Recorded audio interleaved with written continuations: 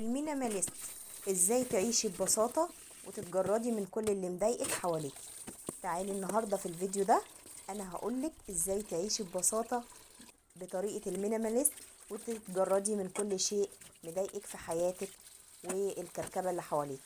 بس يلا بينا نسمي الله ونصلي على رسولنا الكريم، اللهم صل وسلم وبارك على سيدنا محمد.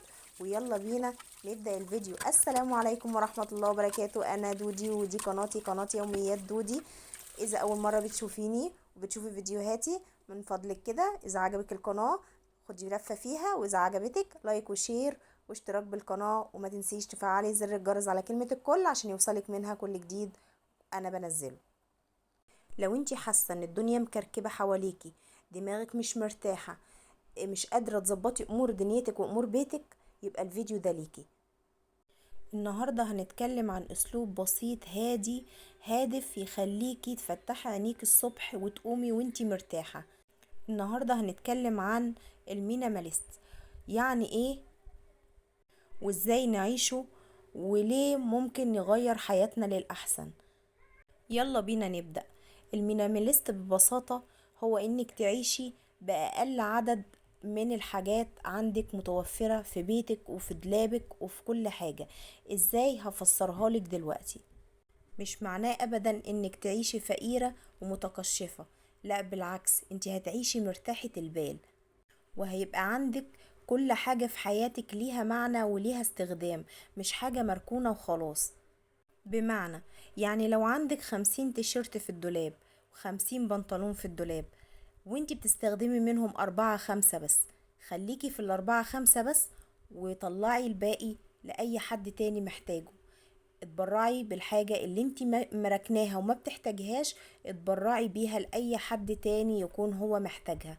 وخليكي في ال4 5 6 اللي انتي بتلبسيهم، على الأقل مش هتلاقي كركبة في دولابك وهتلاقيه دايما منظم، ولأن انتي بتحبي دول فهتستخدمي دول وهتبقي حباهم في دولابك. مش لازم تشتري كل حاجة جديدة بتنزل او كل ترند بينزل عشان انتي عايزاه وعايزة تشتريه وتعبي اوضتك حاجات ملهاش اي 30 لازمة. خليكي تشتري الحاجة اللي انتي بتحتاجيها واللي انتي عايزاها وبتلبسيها بس. خلي كل حاجة حواليكي تبقى بتريحك وعينيكي ترتاح لما تشوفها، مش تضايقك وتتعبك نفسيا. مثلا ابدأي بأوضتك، بصي فيها بصة كده على السريع، شوفي ايه اللي مضايقك فيها. مكركبة على الفاضي، شوفي ايه اللي مضايقك فيها. الكركبة اللي ملهاش لازمة وما بتستخدميهاش من سنين، ابتدي اتجردي منها وطلعيها لأي حد تاني يكون أولى بيها ومحتاجها وعايزها. يعني تخلصي من كل حاجة مضايقاكي ومكركبالك الدنيا حواليكي وتعبالك نفسيتك. الكركبة اللي حوالينا دي كتير بنحس ان هي مضايقانا خانقانا وبتخلينا ما احناش قادرين نقوم من مكاننا نعمل شغل بيتنا، لان احنا دايما على طول حاسين ان هو مكركب، حاسين ان هو هنودي فين ونحط فين ونشيل ده منين ونرجعه تاني فين، وفي النهاية احنا ما بنستخدموش. يبقى ابدأي فرغي كل الحاجات دي وتبرعي بيها لحد يكون محتاجها اولى بيها، وانتي خليكي في اللي بيريحك وبيريح عينيكي وحاسه ان هو ده اللي انتي بتستخدميه اكتر حاجه، فخليها متواجده معاكي في بيتك وفي شقتك وفي دولابك. مثال تاني، ادخلي على مطبخك، يعني لو انت عندك 40 كوباية في المطبقية، خليهم 5 6، خليهم 4. لو انت عايشة لوحدك، لو انت عيلة وعيلة كده صغننة، حاولي تخليهم بقى حاجات بسيطة برضو على قدكم كده، بحيث ان انت اللي بتستخدميه فقط والباقي تبرعي بيه لأي حد يكون محتاجه هو أولى بيه.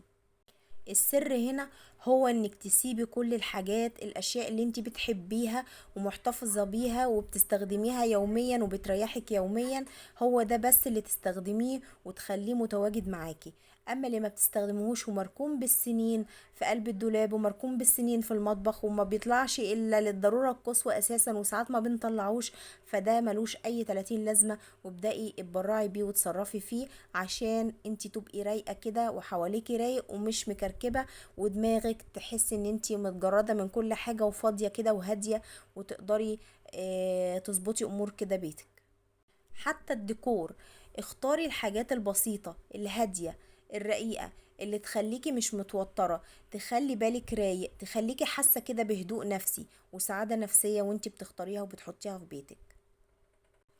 اختاري الوان هادية، الوان فاتحة. الالوان الفاتحة بتدي واسعة في المساحة. حتى لو شقتك صغيرة، لما بتدهنيها ابيض او بيج او رصاصي فاتح بتحس ان الشقة بقت واسعة معاكي وكبيرة.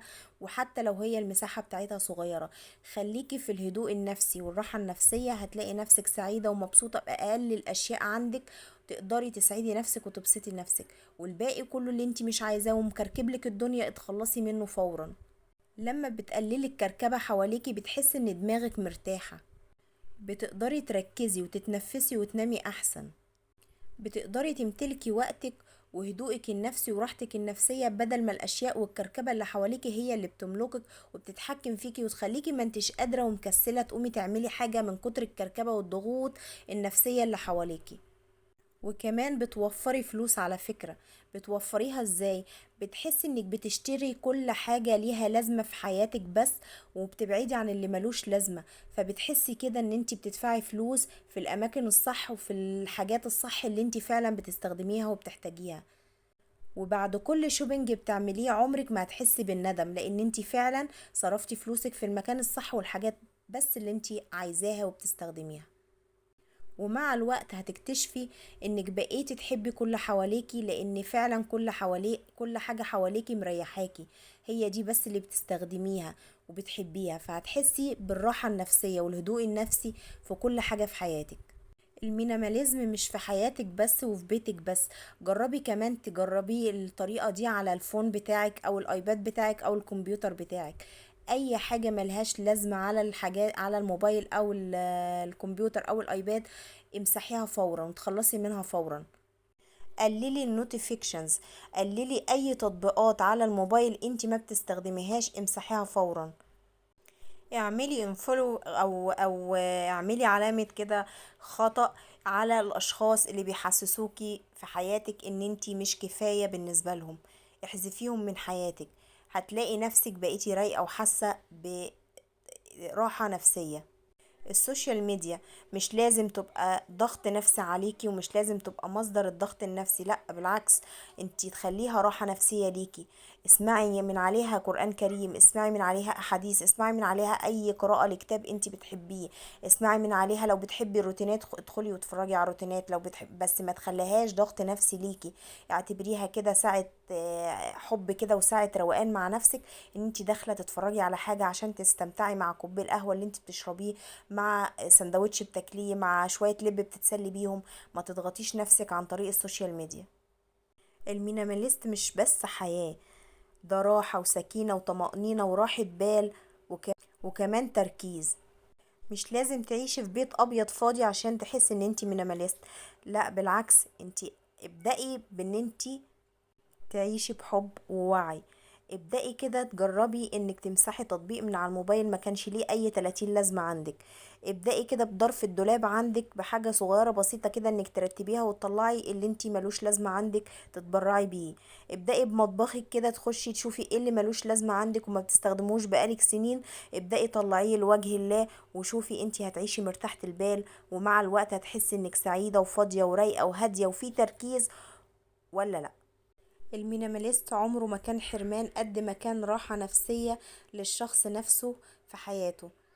ولو عجبك الفيديو ما تنسيش تعملي لايك لاختك دودي، وتعملي شير كده في الخير، وتشتركي بالقناة عشان يوصلك مني كل جديد.